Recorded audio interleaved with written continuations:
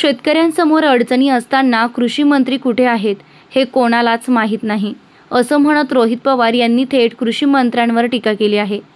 युवा संवाद यात्रेदरम्यान रोहित पवार बीड जिल्हा दौऱ्यावर आहेत। पुढे बोलताना रोहित पवार यांनी परळीत होणाऱ्या शासन आपल्या दारी कार्यक्रमावर सडकून टीका केली। शासन आपल्या दारीचे नाटक सरकारने बंद करावे अशी मागणी पवारांनी केली। राज्याचा अभ्यास करून दुष्काळाची यादी जाहीर केली नाही। सरकार गोंधळलेल्या अवस्थेत असून 40 तालुक्यातील यादीत निकष वेगळे आणि नंतर आलेल्या यादीत निकष वेगळे असा सवाल उपस्थित केला आहे।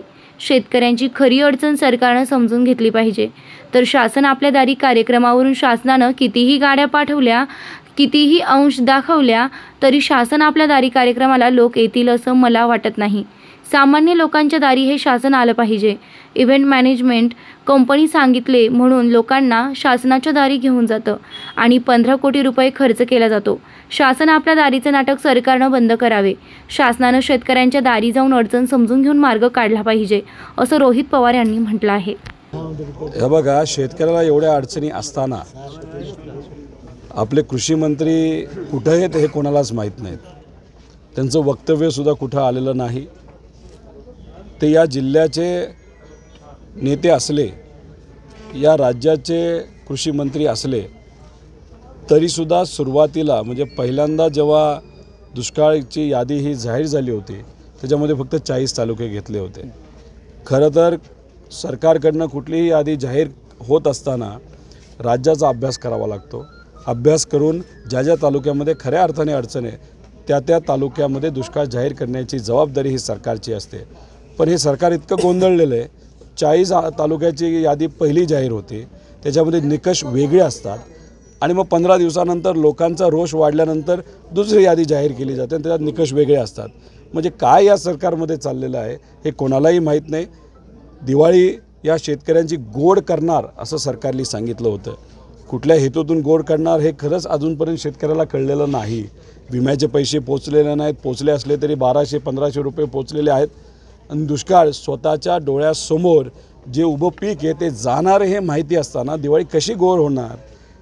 तर मग सरकारकडनं मदत ही लवकर दिली गेली पाहिजे, नाहीतर हा शेतकरी व्याजावर पैसा घेईल, 5% महिन्याला व्याज देईल। मग जेव्हा सरकारचा पैसा वर्ष दीड वर्षाने आल्यानंतर तोपर्यंत जे काय खर्च केलेला असतो तो पूर्णपणे व्याजामध्ये संपलेला असतो। त्यामुळे या शेतकऱ्याची खरी अडचण या सरकारने समजून घेतली पाहिजे आणि याच्यावर बोललं पाहिजे, ना की नको त्या विषयावर बोललं पाहिजे।